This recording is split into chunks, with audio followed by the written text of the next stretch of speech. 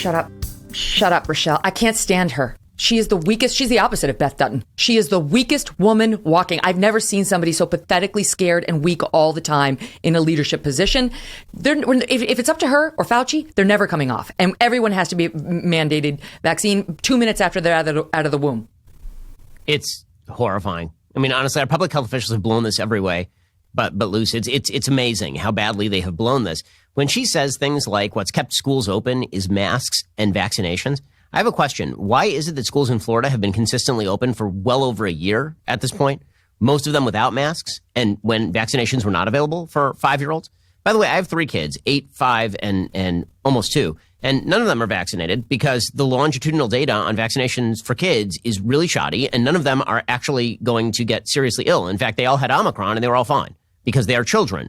Because children, generally speaking, are fine from this disease. The grand total number of people under the age of 18 who have died from any form of COVID, Omicron, Delta, the original, any of those, for 2 years is below 800 last time I checked, according to her own agency, the CDC. Okay, that's for 2 years.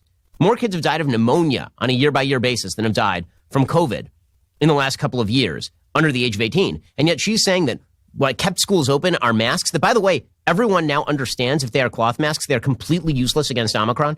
Right? There were many of us who were shouting this in the wilderness for a while, that even the original variant, cloth masks weren't doing very much. And maybe if you could make the argument for N95s or something, maybe. But then with Delta, there was no good data whatsoever on cloth masks or even surgical masks. Right? The study that they like to cite, I believe, is from Malaysia. That particular study was done on the original variant, not on Delta, which was twice as transmissible as the original variant. And none of it was done on Omicron, which is 70 times as transmissible as Delta, meaning it's 140 times as transmissible as the original variant. All of this is unbelievably silly.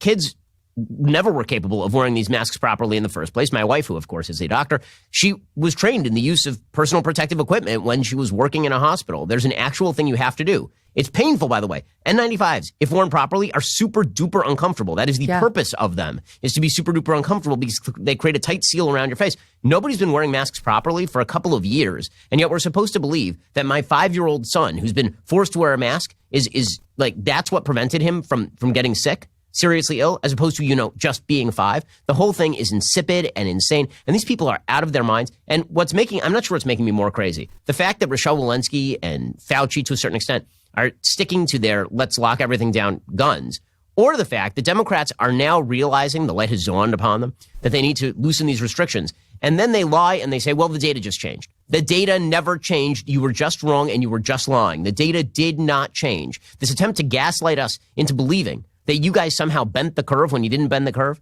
the attempt to gaslight us into believing that the underlying data suddenly were made available to you and that you have been attempting this whole time to follow the data as opposed to following your political preferences is maddening. It's maddening. I'm not sure which one of these things is making me more crazy. The people who are hanging on to this thing, which at least points for consistency, or the people who are reversing themselves, because good for the people living under these tyrants, but don't gaslight me and tell me that all of this is being done because suddenly the data have changed in the couple of weeks before Joe Biden's State of the Union address and 1 week after Stacey Abrams got completely destroyed politically for not masking around a bunch of kids who were masked. Mm-hmm. Ben, it's like my primary care physician said to me last week when I said, well, yogurt's good. He said, it's a lie. Yogurt's a lie. And this is a lie, too. The truth has been out there if only they would open their eyes to it. And they refused because it was a democratic virtue signal for them from the start, and they wouldn't let go of it. And a fair amount of these people on the far left have really spun themselves up into hysterics because they love drama. They don't have busy enough lives, whatever. They can work it out with their psychiatrist. But sadly, the rest of us have been dragged along with their craziness for far too long. So to your point, Hakeem Jeffries, he tweeted, he was actually, I think he's on camera saying this. Let's listen to him talk about how this is all thanks to Biden, the way that we're taking our foot off the gas now, we're restoring normalcy. Thank God for President Biden. Listen. And the Omicron variant is in retreat. And that's not by accident. That's because under President Biden's leadership, a public health infrastructure was put into place, beginning with the American Rescue Plan without a single Republican vote to ensure that we can do everything possible to crush the virus. And that is what has been happening. Got it? Biden crushed the virus. Ah! It's so frustrating. The number of lies that came out of his mouth that just spewed from his face hole in a row there. It's in crazy. Like if there were a word to describe being made crazy like this, it is in crazying. It is what in the world? So here are a few of the things that he said that are untrue. One, it is not by accident that the curve has gone down. Oh, really? Is that why the curve has done exactly the same thing on Omicron in every single place it has ever taken uproot? Every single place, from Australia to Canada to Britain to France to the United States, from Florida to New York, it all follows the same pattern. Omicron goes like this, and then it goes like that. It goes up, and then it goes down. And Joe Biden had nothing to do with any of this because he's not alive. He is not capable of doing anything about this. By the way, government everywhere was not capable of stopping Omicron. In New Zealand, they had a spike of Omicron, and New Zealand's been shut down. It's like 7 people, 100 hobbits, and a horse, like a small horse from Parks and Recreation. They still had an Omicron spike, despite the fact they had nobody coming in or out of the country. Okay, so first of all, there's that, which is just crazy. That we're supposed to believe that it was the testing measures that Joe Biden didn't provide that killed Omicron. Right. Okay, so that's in crazying thing number one. Okay, then him citing the American Rescue Plan as the impetus for defeating COVID is so out of his mind insane. Okay, the fact is that is what helped superheat the inflation that we have seen over the last year. We had an artificially depressed economy. Right? We put our economy into a coma at the beginning of of COVID, and then we allowed it to recover to a certain extent because we took it off life support and we allowed it to live once more. And then they passed this stupid American Recovery Plan, which is $2 trillion of wasteful spending that was injected directly into the economy when Americans had more money in their pocket already from all of the dumb spending in 2020 than they had before the pandemic. And then that was supposed to have been what saved the economy. Hold up a second. 6 weeks ago, Joe Biden was telling us that the economy was probably going to tank in December and January for 2 reasons. One, because of Omicron, and 2, because he wasn't going to get his Build Back Better plan. Remember this? Build Back Better was going to save the economy. Without BBB, we were all going to die. It was, if we hadn't already died of tax cuts and net neutrality, we were going to die of lack of BBB. He didn't get any of that stuff. Omicron hit, and BBB wasn't passed. And what happened? Instead, we got a booming economy in January. So here is the new rule. Anytime Joe Biden fails at doing a thing, the country is better off. So if something good happened, you can reliably understand that it was not Joe Biden who did it. It was Joe Biden failing that did it.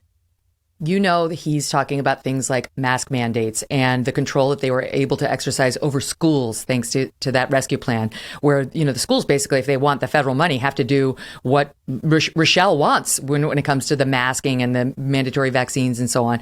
And now this thing that's become such a political hot button that half the country's outraged about and growing. It's not just Republicans anymore. He wants to go out there and have a spike the ball in the end zone moment about it all, saying, see, it worked, as if the vaccine mandate or the mask mandates got us to the end of Omicron or to the place where the pandemic is endemic and we can just live with it. It's so crazy. Okay, the vax mandates never went into effect for employers. The mask mandates were never in effect for a huge swath of the country. The mask mandates that were in effect in the Northeast did not prevent an Omicron spike anywhere in the Northeast. I mean, Joe Biden, there's only one thing the guy is good for, and that is being wheeled out in front of a parade that's already moving. This is the consistent theme of his presidency. From the very first day when he pretended that he was responsible for the creation of vaccines, right, that parade was already going. He just kind of wheeled himself out right in front of it and he said, I'm here. Yeah. And then he did the same thing with vaccine distribution. He used the exact same plan Trump was going to use. He's like, I'm here. And now he's doing the same thing with Omicron. Okay, Omicron has nothing to do with you. You failed. Your own administration admits that you were supposed to get all these at-home tests available. None of that happened. By the time you mobilized, the at-home tests are available like now when we're on the other side of the spike. It's just the gaslighting is what drives me totally crazy. If they were just honest, they can't be. But if they were just honest and they said, listen, we did the best we could. We tried to follow the data, but we got carried away and we wanted to be more cautious and our caution may have let us down into some bad kind of box canyons here, but we did our best. I think the American people would be a little bit more forgiving than they're going to be forgiving in 2022. This is not getting forgotten. No one in America is going to forget that these schmucks made kids mask up for 2 years or kept them out of school and forced people out of jobs and destroyed tens of thousands of small businesses. Nobody is going to forget all of that. Hey, thanks so much for watching. If you like what you just saw, hit the subscribe button for more clips and full episodes.